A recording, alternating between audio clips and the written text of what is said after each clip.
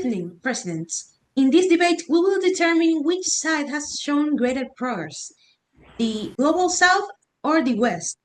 Right now, we have present four of the greatest presidents in the whole world: Japan, Ethiopia, Russia, and the United States of America. You may present yourselves. Good afternoon. My name is Sorangel Bichara, and I'm the President of United States of America. Good afternoon. My name is Amari. I'm the president of Russia. Good morning. My name is Jomaivis, and I am the president of Ethiopia. Good evening. My name is Emily Familia, and I am the president of Japan. Keep your arguments strong but respectful. Let's start, if you dare. Thank you. Let me start by saying something very clear. Western societies have historically progressed more, and the evidence is undeniable. First, the French Revolution, a moment when ordinary people overthrew a monarchy and declared liberty, equality, and fraternity. This literally became the foundation for modern democracy. Then we have the abolition movement across Europe and the US, where slavery was early steps toward universal human rights. Finally, the West leads gender equality reforms. Women gained the vote earlier, equal pay laws exist, political representation increased, and our legal and democratic institutions are stable and transparent. These are not opinions, these are historical facts.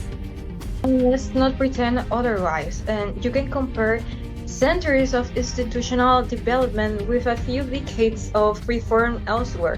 I mean, if anyone wants to challenge this, okay, that's fine, but it will be historical incorrect. First, baby, let me tell you something. Miss President, your argument has very cracks and very issues everywhere. First, you talk about all achievements as if they were trophies, medals, or something to be very, very proud of. But let me tell you something. Progress is not about who started first, baby. Progress is about who is transforming now, right now. Because us, the Global South progress is better. It's recent, it's powerful, and it's very transformative. Asia, Africa, and Latin America, us, we fought for independence from colonial powers. We rebuilt our society, and we created modern constitutions that are better, more inclusive. And also, we had movements such as India's Constitution, Colombian Constitution, and even the Dominican Republic Constitution. These constitutions protect minorities, help with the rights of people. These constitutions were better. These constitutions, like, they didn't just benefit like a certain group, they benefited everyone. So no, we're not behind, as you said, baby. We're simply advancing differently and faster in these modern times than your society. And respectfully, if you think that starting first is equal to being better, to being superior forever, as we say in Japanese, "sonariyu wa yogoi desu," that reasoning is weak. Asia and Africa have expanded in many senses, like education, land rights, youth participation, and social justice in just decades. Our progress is fast, modern, and people-centered. Really. Okay, let me correct something immediately. The West didn't just progress early, it shaped global political systems. The French Revolution didn't only help France. Without those early Western frameworks, many modern constitutions, including the global South, will look very different. So, when you say the West hasn't led progress, you're ignoring the origin of the rights you defend today. The civil rights movement in the US wasn't just about America. It was one of the largest non-violent movements in the world history. And it ended the legal segregation, protect voting rights, and forced the US government to recognize the racial equality. This movement also inspired activists in South Africa, India, and the Caribbean. So when you say that the West didn't lead equality, you're basically erase a global legacy. Europe also faced early gender reforms, women's suffrage, anti-discrimination acts, equal pay legislations, maternity protections, and things that many countries adopt later. So, yes, historically and structurally, the West carved the path. Mr. President, I will respectfully correct your argument. Let me correct this argument right now. First, it falls apart because this argument it only looks backwards. First, let me tell you about modern society, where us, the global society South, shine better. For example, we got movements such as the Indian Constitution, if I'm not wrong, in 1950s, one of the most inclusive movements ever recent in history. It banned caste discrimination, protect minority religions, granted universal votings, and all of these things that we created, all of these movements, have made progress since day one. Meanwhile, many Western nations still had inequality laws like yours, like United States, that sometimes capitalism tends to not be equal, such as they sell capitalism. And there were also in the present the Latin America reforms made in countries such as Colombia, Bolivia, Brazil, Ecuador, who expanded rights for indigenous people, and we also got free from the colonial powers just as yours. And also we fought for Afro-descendant people, LGBT individuals, women, children, in historic ways that your country and your society have never done before. And let's add more facts, shall we? We're being historical. Let's remember the past. Let's remember that after the World War II, Japan rebuilt themselves, or ourselves, since the beginning, from 0 to 100. And now we're one of the most advanced, educated, and democratical societies in the whole world in less than 30 years. South Korea, Singapore, India, Rwanda all transformed rapidly after colonialism or war.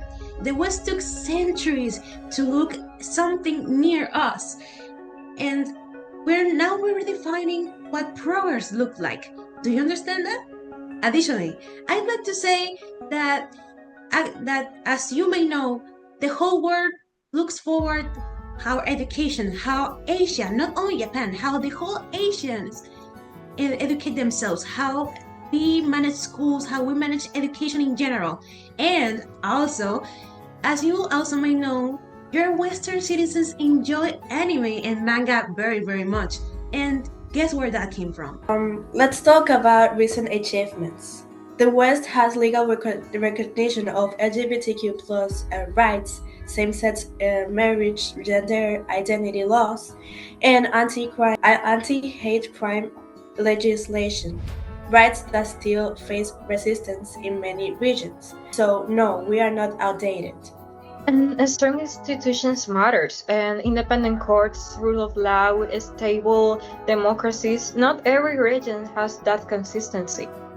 First, I'll correct you in one part, and I'll say, in my opinion, that we gotta have something clear. The stability alone is not progress. You can have like a stable country, politically and economically stable, that still have problems with populations. First, let me tell you that real progress is when people who were historically erased finally step into power, finally have a real voice, and that is exactly what we are seeing in the global south, our society. For example, we can see in Bolivia, indigenous communities who were ignored, exploited, and excluded for centuries are finally being seen and are finally leading the political conversation. And that is not like a symbolic thing, that is like a structural representation of it. For example, and also in many countries such as Brazil and Colombia, Afro-descendant activism is reshaping politics. After centuries of slavery, discrimination, Afro communities are now demanding and gaining real rights right now. Brazil's Movimiento Negro pushed for affirmative actions in universities. There was a movement for giving the students more opportunities and more rights to study. A pacifist movement that take action in the right place and time. And also, you can look at my country in Africa. Young people are now driving political transformation. We see youth people movement and challenging corruption in Kenya, organizing democratic reforms in Ghana, and leading global conversations on justice and technology. This is progress, this is inclusion, And that is why modern democracy should look like. The global south is what is experiences a wave of transformation that it's better. It's unique and it includes everyone, not just a certain amount of rich people who wants to take advantage of poor people. And our community-based justice systems, like traditional courts in Latin America and local assemblies in Africa, you bring justice directly to the people, not just through elite institutions. That's the difference. That is something that the West can learn from us. So, in conclusion, in this debate, we can say that we talk about many things such as progress, the French Revolution, institutions, rights, and after reviewing all the historical evidence, we have one truth that is also clear, and is that the West Side is not bad. They led early progress. They led the French Revolution, the abolition, the civil rights, indigenous right people, democratic growth, who makes one very big and important part of the society that we are nowadays. They help women and your society, the society of Europe and America. They also made a great impact in the world. And also the global south that has led the modern progress that we have now. We have inclusive constitutions, we have the end of apartheid, indigenous rights, we include more people in our political things, and we also help the population grow.